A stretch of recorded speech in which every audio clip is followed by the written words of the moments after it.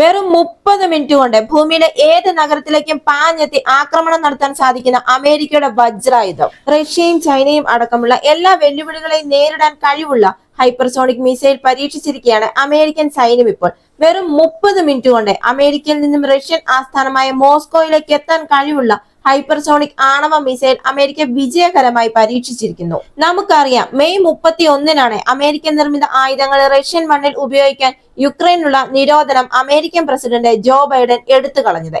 ഇതിനെ തുടർന്നാണ് യുക്രൈനുമായുള്ള യുദ്ധം ആണവ ദുരന്തത്തിൽ അവസാനിച്ചേക്കാമെന്ന മുന്നറിയിപ്പുമായി മുൻ റഷ്യൻ പ്രസിഡന്റ് ദിമിത്രി മെദ്വദേവ് എത്തിയത്. അമേരിക്കൻ നിർമ്മിത ആയുധങ്ങൾ റഷ്യൻ മണ്ണിൽ ഉപയോഗിക്കാൻ യുക്രൈനുള്ള നിരോധനം അമേരിക്കൻ പ്രസിഡന്റ് ജോ ബൈഡൻ എടുത്തു കളഞ്ഞതിന്റെ പിന്നിലെ രഹസ്യം, അതായത് അതിന് പിന്നിലുള്ള ലക്ഷ്യം ഇതായിരുന്നോ എന്നാണ് ഇപ്പോഴത്തെ സംശയം. യുക്രൈനിലേക്ക് റഷ്യ നടത്തിയ അധിനിവേശം ആണവ യുദ്ധത്തിലേക്കും മൂന്നാം ലോക മഹായുദ്ധത്തിലേക്കും വഴിമരുന്നിടുമോ എന്ന ആശങ്കകൾക്കിടെയാണ് അമേരിക്കയുടെ ഈ പുതിയ നീക്കം.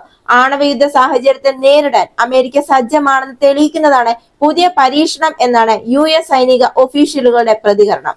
കാലിഫോർണിയയിലെ വാൻഡൻബർഗ് ബഹിരാകാശ സേന ആസ്ഥാനത്ത് നിന്നാണ് മിനുട്ട്മാൻ 3 എന്ന ഭൂഖണ്ഡാന്തര ബാലിസ്റ്റിക് മിസൈലിന്റെ പരീക്ഷണം വിജയകരമായി നടന്നത്.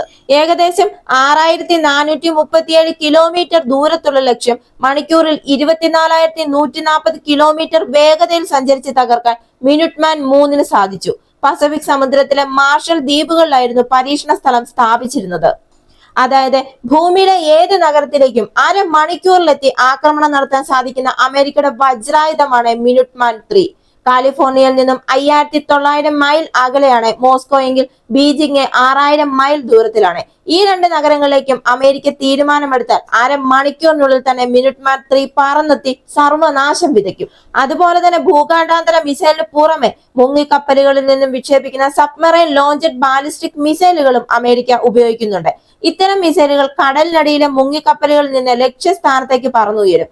1963 മുതൽ 1987 വരെ അമേരിക്കയുടെ കൈവശമുണ്ടായിരുന്ന ടൈറ്റൻ മിസൈലിനാണ് വേഗതയുടെ കാര്യത്തിൽ റെക്കോർഡുള്ളത്.